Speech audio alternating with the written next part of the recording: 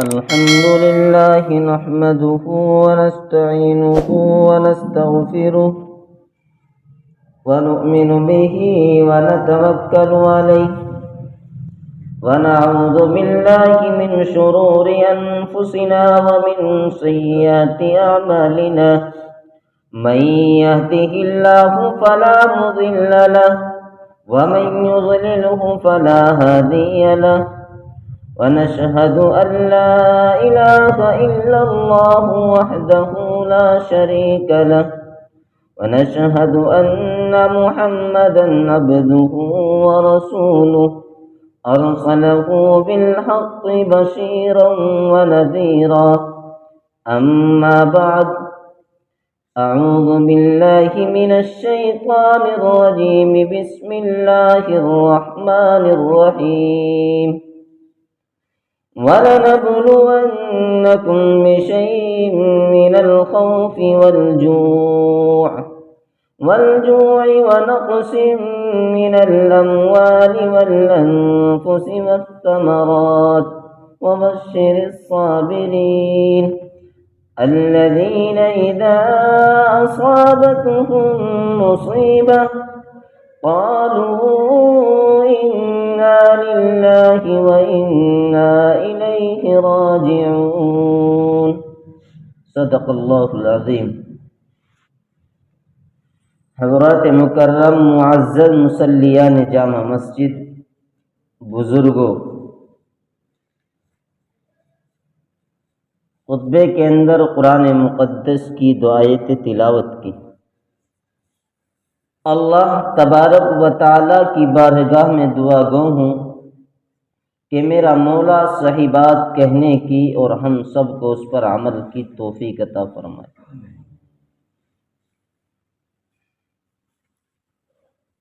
اللہ تبارک و تعالیٰ نے انسان کو دنیا میں مبعوث فرمایا۔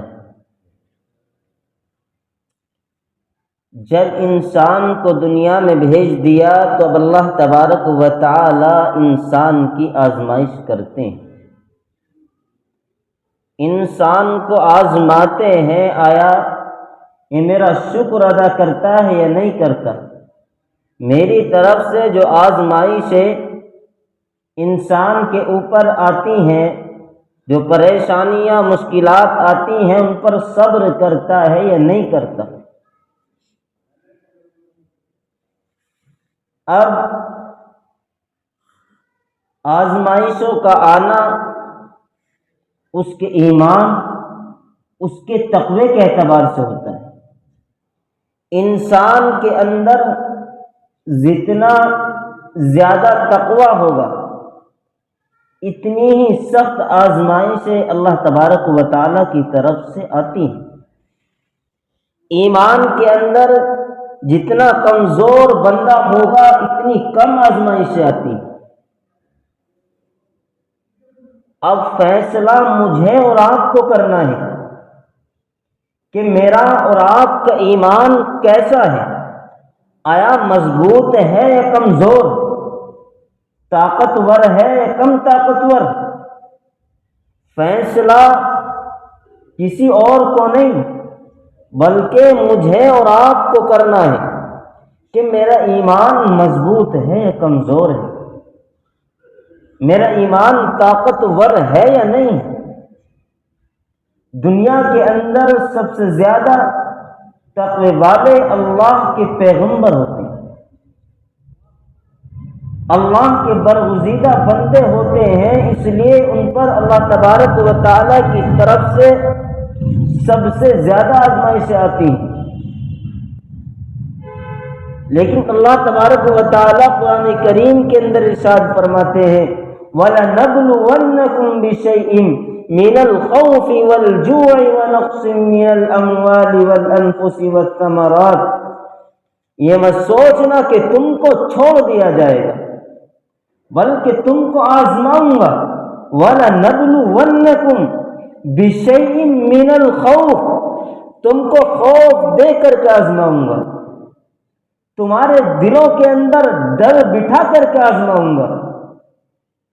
والجوع، اور تمہیں بھوکا رکھ کر کے آزماؤں گا۔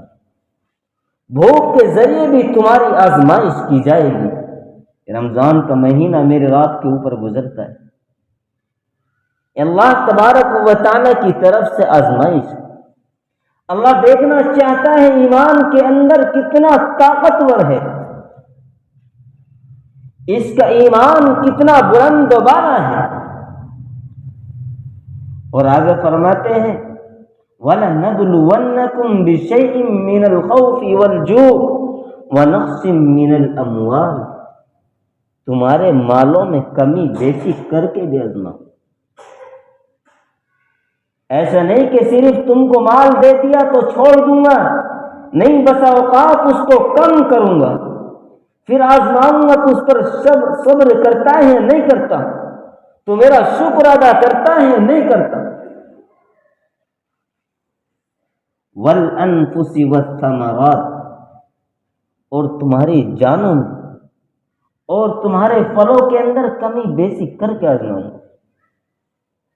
بسا اوقات باغات کے اندر پھل بہت اچھا آیا، لیکن اللہ تبارک و تعالیٰ کی طرف سے آزمائش آتی ہے، ہوا چلی اور ختم۔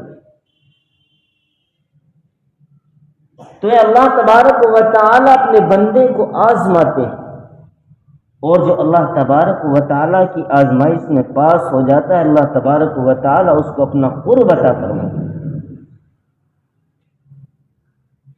اللہ تبارک و تعالیٰ کی طرف سے جس بندے کی آزمائش کی جاتی ہے، سمجھ لو اللہ تعالیٰ اس سے محبت کرتے ہیں۔ اللہ تعالیٰ چاہتے ہیں کہ جب میرا بندہ میرے پاس آئے تو انہوں پر گناہ کا انبار نہ ہو، گناہ کے بوجھ سے میرا بندہ لدا ہوا نہیں ہونا چاہیے۔ لیکن ہم دیکھتے یہ ہیں کہ جہاں سر میں درد، ہلکا سا بیمار ہوا تو سب سے پہلے اللہ کے حکم کو توڑ دیا، حالانکہ اللہ نے تجھے بیماری اس لیے عطا کی تاکہ تیرے گناہ ختم ہو جائیں۔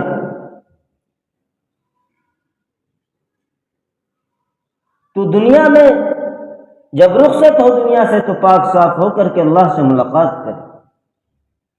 یہ آزمائش اللہ تبارک و تعالیٰ کی طرف سے آنا، گویا کہ اللہ تبارک و تعالیٰ تمہارا تعلق اپنے سے جوڑنا چاہتا ہے، اپنے سے آپ کا تعلق مضبوط کرنا چاہتا ہے، لیکن ایک ہم ہیں کہ جوڑنے کے لیے تیار نہیں، ماننے کے لیے تیار نہیں۔ ارے آؤ تاریخ حوالہ دے کر کے بتاتے چلتے ہیں، مثال دے کر کے، تاکہ بات سمجھنے میں آسانی ہو۔ ارے دنیا میں سب سے پہلے پیغمبر حضرت آدم علیہ السلام، اللہ کے برگزیدہ بندے، اللہ تبارک و تعالیٰ نے جنت میں داخل فرمایا اور یہ کہہ دیا کہ میرے پیغمبر اس درخت کے قریب بھی نہیں جانا، لیکن شیطان نے دل کے اندر وسوسے ڈالے، شیطان نے خیالات ڈالے اور یہ کہا کہ اس درخت کو جاؤ اور کھا لو، تم ہمیشہ ہمیشہ جنت میں رہو گے، ہمیشہ ہمیشہ دنیا میں رہو گے۔ حضرت آدم علیہ السلام بھول گئے جو اللہ نے فرمایا تھا، اس درخت کے قریب گئے اور اس کو کھا لیا۔ پھر نتیجہ یہ نکلا کہ اللہ تبارک و تعالیٰ نے جنت میں سے دونوں کو نکال دیا، جاؤ دنیا میں، ایک فلاں جگہ ایک کہیں دور، دونوں کو الگ الگ دنیا کے اندر بھیجا۔ یہ اللہ تبارک و تعالیٰ کی طرف سے پہلی آزمائش حضرت آدم علیہ السلام کرو۔ پھر انہوں نے جب اپنی غلطی کا احساس ہوا، اپنی غلطی یاد آئی، تو اللہ تبارک و تعالیٰ بارگاہ میں التجا کی، ربنا ظلمنا انفسنا وان لم تغفر لنا وترحمنا لنكونن من الخاسرین۔ اب اللہ تبارک و تعالیٰ کے سامنے رو رہے ہیں، گڑ گڑا رہے ہیں۔ یقیناً وہ آدم علیہ السلام کی بھول تھی، انسان غلطی کا پتلا بنا ہوا ہے۔ جب اللہ کے پیغمبر کو بھول لگی، لیکن جب اللہ کا حکم ٹوٹ گیا اور جب اللہ تبارک و تعالیٰ کی طرف سے آزمائش آئی تو انہوں نے دنیا کو یاد نہیں کیا بلکہ اللہ کو یاد کیا، اللہ کے سامنے اپنی غلطی کا اظہار کیا، اللہ اگر آپ نے معاف نہ کیا تو میں تو خسارہ پانے والوں میں سے ہو جاؤں گا، آپ نے رحم نہ کیا تو میں تو خسارہ پانے والوں میں سے ہو جاؤں گا۔ یہ آزمائش حضرت آدم علیہ السلام پر بھی آئی ہے، میرے اور آپ پر بھی آئے گی۔ ایک ہے اللہ تبارک و تعالیٰ کی طرف سے آزمائش، یہ دو باتیں ذہن میں رکھنا۔ ایک آزمائش کسی بندے پر بھی آ سکتی ہے، اور ایک ہے اللہ تبارک و تعالیٰ کی طرف سے مصیبت کا آنا۔ آزمائش کے ذریعے اللہ تبارک و تعالیٰ اپنے بندے کو اپنے قریب کرنا چاہتا ہے، اور جو مصیبت ہوتی ہے وہ اس کے گناہوں کا ثمرہ ہوتا ہے۔ کیا دلیل ہے؟ اور قرآن کھولتے ہیں، قرآن سے معلوم کرتے ہیں۔ ظہر الفساد فی البر والبحر بما کسبت ایدی الناس۔ خشکی اور تری کے اندر جب بھی فساد برپا ہوگا وہ تمہارے ہاتھوں کا کیا ہوا ہے۔ پتہ یہ چلا کہ جب زمین کہیں سے پھٹتی اور زلزلہ آتا ہے تو انسان کے اعمال کے صلے میں آتا ہے۔ بے موسم آسمان سے اللہ تبارک و تعالیٰ نے بارش کو برسایا، یہ اللہ تبارک و تعالیٰ کی طرف سے عذاب ہے۔ انسان کے جو بد اعمال ہیں اس کی وجہ سے اللہ تبارک و تعالیٰ کی طرف سے عذاب ہے۔ تیز ہواؤں کا چلنا انسان کے بد اعمال کی وجہ سے اللہ تبارک و تعالیٰ کی طرف سے عذاب ہے۔ زلزلہ آ کر کے مکان کا دھس جانا یہ اللہ تبارک و تعالیٰ کی طرف سے عذاب ہے۔ اچانک انسان کو موت میں گرفتار ہو جانا یہ بھی اللہ کی طرف سے عذاب ہے۔ دو چیزیں ہو گئی۔ اگر اللہ تبارک و تعالیٰ کی طرف سے آزمائش ہے تو سمجھ لو کہ اللہ اپنا تعلق مجھ سے اپنا جوڑنا چاہتے ہیں، مجھے اپنا قرب حاصل کرنا چاہتے ہیں۔ اللہ چاہتے ہیں کہ میرا بندہ میرے قریب آئے، میرے سے اپنا تعلق مضبوط کرے۔ اس سے آگے بڑھ کر کے چلیے، دوسرے پیغمبر حضرت نوح علیہ السلام جنہوں نے اس دین کی خاطر 950 برس تک تبلیغ کی، لوگوں کو دین کا پیغام پہنچایا، 950 برس تک پتھر کھاتے رہے صرف اس دین کے لیے، اور کتنے آدمی ایمان لے آئے؟ صرف 80 یا 82 آدمیوں نے ایمان لائے۔ یہ اللہ تبارک و تعالیٰ کی طرف سے آزمائش ہے۔ کیسی آزمائش؟ کہ بیوی ایمان نہیں لائی ہے، بیٹا ایمان نہیں لایا ہے، تو یہ بھی تو ایک اللہ تبارک و تعالیٰ کی طرف سے آزمائش ہے۔ ان کے دل پر کیا بیچتی ہوگی کہ ایک میری بیوی میری بات کو ماننے کے لیے تیار نہیں، ایک میرے دل کا ٹکڑا، میرے جگر کا گوشہ میری بات کے ماننے کے لیے تیار نہیں۔ انہوں کو سمجھایا کہ اللہ کا عذاب آئے گا، مان جاؤ، میری بات کو تسلیم کر لو، اس تسلیم کے اندر سوار ہو جاؤ۔ بیٹے نے بات کو نہیں مانا، بیوی نے بات کو نہیں مانا، اللہ کا عذاب آیا، پھر دونوں کو پانی کے اندر غرق ہوتا دیکھا۔ اس سے آگے بڑھ کر کے چلیے، اللہ کے پیغمبر حضرت یعقوب علیہ السلام اور ان کے بیٹے حضرت یوسف علیہ السلام۔ یعقوب علیہ السلام پر کیسی آزمائش آئی؟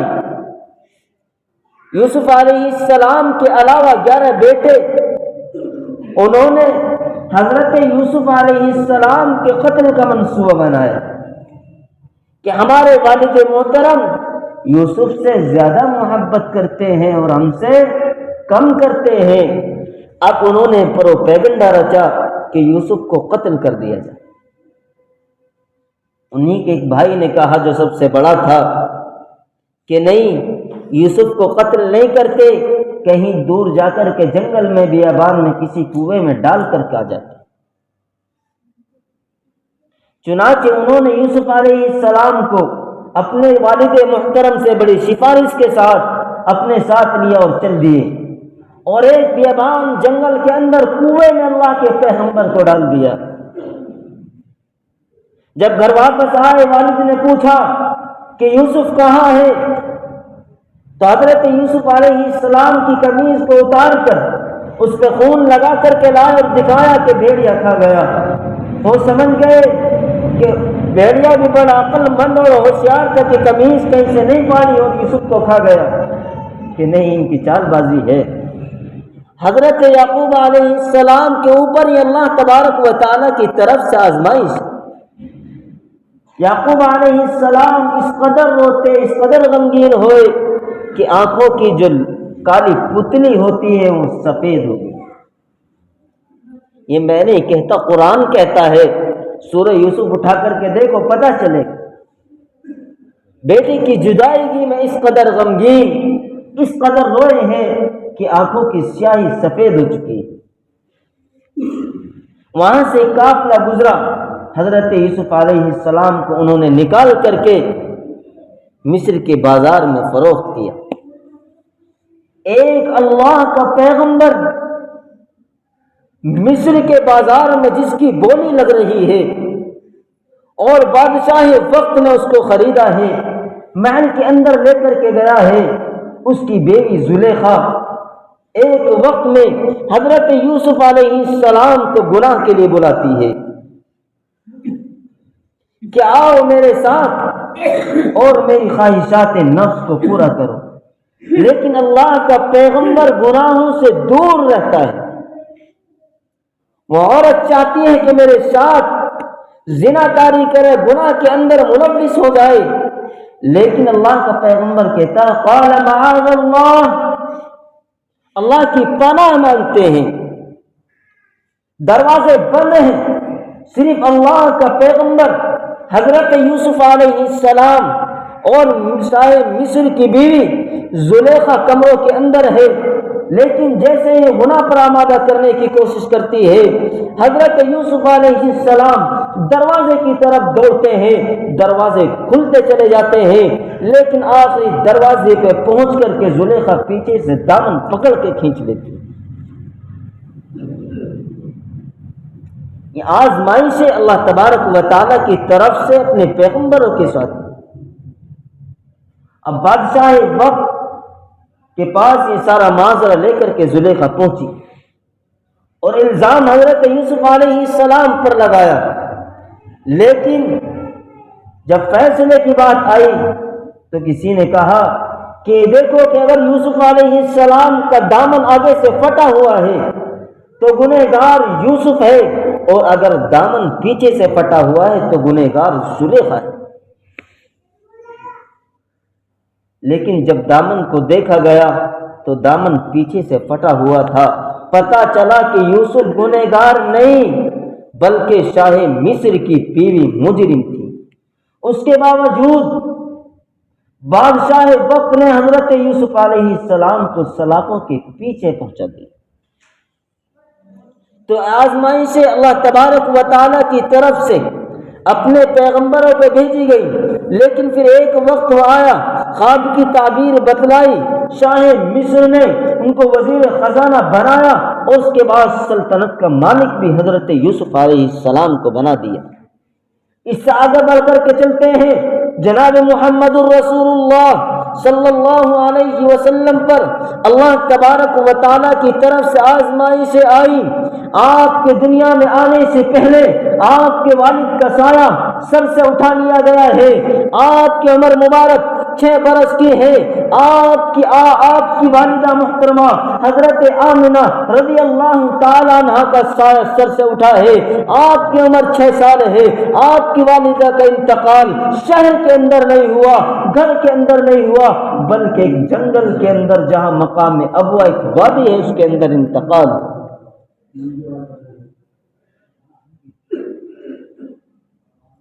اس کے اندر ان کا انتقال ہوا مقام ابوا میں۔ اللہ کے پیغمبر کے سر سے آنے سے پہلے دنیا میں باپ کا سایہ سر سے اٹھ چکا، اور جب عمر مبارک 6 سال کی ہے تو ماں کا سایہ بھی سر سے اٹھ چکا ہے۔ اور پھر ایک وقت وہ آیا کہ آپ کی عمر مبارک 8 برس کی، تو آپ کے دادا عبد المطلب کا بھی انتقال ہو گیا، ان کا سایہ بھی آپ کے سر سے اٹھ چکا۔ اور پھر وہ بھی آیا کہ ایک ہی دن ابو طالب کا انتقال ہوتا ہے، آپ کے چچا کا، اور آپ کی بیوی حضرت خدیجۃ الکبریٰ رضی اللہ تعالی عنہا کا انتقال ہوتا ہے۔ آپ نے اس سال کو غم کا سال کہا ہے۔ اللہ کے پیغمبر محمد عربی صلی اللہ علیہ وسلم پر اللہ تبارک و تعالی کی طرف سے اتنی آزمائش آئی۔ اس سے آگے بڑھ کر کے چلیے، آپ کے سامنے آپ کی 3 صاحبزادے کا انتقال ہوا، اور ایک صاحبزادے کا انتقال اس وقت ہوا جب آپ میدان بدر میں تھے اور آپ اپنے لخت جگر کا نماز جنازہ بھی نہ پڑھ سکے تھے۔ اور 3 صاحبزادوں کا انتقال آپ کے سامنے ہوا، آپ کے زندہ رہتے ہوا۔ آپ کے چھوٹے بیٹے حضرت ابراہیم آپ کی گود کے اندر آخری لمحات میں سر رکھے ہوئے آپ کے زانوں پر ہے۔ حضرت عبد الرحمن بن عوف رضی اللہ تعالی عنہ صحابی رسول ساتھ ہیں، ابراہیم کا سر گود میں رکھا ہوا ہے، آقا کی چاہت سے آنسو ٹپک رہے ہیں۔ حضرت عبد الرحمن بن عوف نے کہا، یا رسول اللہ یہ آنسو کیسے؟ اللہ کے رسول نے فرمایا، عبد الرحمن یہ رحمت کے آنسو ہے۔ اور جب حضرت ابراہیم علیہ السلام بالکل آخری وقت ہے، ہچکی لے رہے ہیں، میرے آقا کی آنکھوں سے آنسو بہ رہے ہیں، اس وقت کہا، اے ابراہیم تیرے فراق نے مجھے غم کے اندر ڈال دیا۔ یہ آزمائش اللہ تبارک و تعالیٰ کی اپنے پیغمبروں کی طرف آئی۔ میرے اور آپ کے اوپر بھی آزمائشیں آئیں گی۔ ما اصابکم من مصیبت فبما کسبت ایدیکم، کوئی مصیبت انسان پر نہیں آتی، ہاں جب تک جو مصیبت آتی ہے اس کے اعمال کی کرنے سے آتی ہے۔ جو خود اپنے گناہوں سے کرتا ہے جب مصیبت آتی ہے، اللہ کی پکڑ آتی ہے جب انسان بدعمالی پر اتر آتا ہے۔ ہم سوچتے ہیں زنا کرنا گناہ، کسی کو گالی دینا گناہ، یہ تمام گناہ موٹے موٹے سمجھتے ہیں، اور 8 کے 8 دن مسجدوں سے غائب رہنا اس کو گناہ نہیں سمجھتے۔ اللہ کی طرف سے پریشانی آئی، بجائے اس کے کہ اللہ سے تعلق مضبوط ہونا چاہیے تھا، بجائے اس کے کہ اللہ کے سامنے آ کر کے اللہ سے مانگا جاتا، اس پریشانی کا حل نکالا جاتا، سب سے پہلے ہمیں سر میں درد ہوا تو نماز سے غائب ہو گئی۔ چاہیے تو یہ تھا کہ مسجد میں آتے اللہ کو راضی کرتے۔ جب اللہ کسی بندے کو آزمائشوں میں ڈالتا ہے تو یاد رکھو اللہ تعالیٰ آپ سے تعلق جوڑنا چاہتا ہے، توڑنا نہیں چاہتا۔ آزمائشوں کا آنا یہ اللہ تبارک و تعالیٰ کی طرف سے رحمت ہے، تو اس رحمت کو اپناؤ، اللہ تبارک و تعالیٰ سے اپنا تعلق مضبوط و مستحکم کرو۔ اللہ مجھے بھی اور آپ کو بھی عمل کی توفیق عطا فرمائے۔ وآخر دعوانا الحمدللہ رب العالمین۔ جن حضرات نے سنتیں نہیں پڑھی وہ پڑھ لیں۔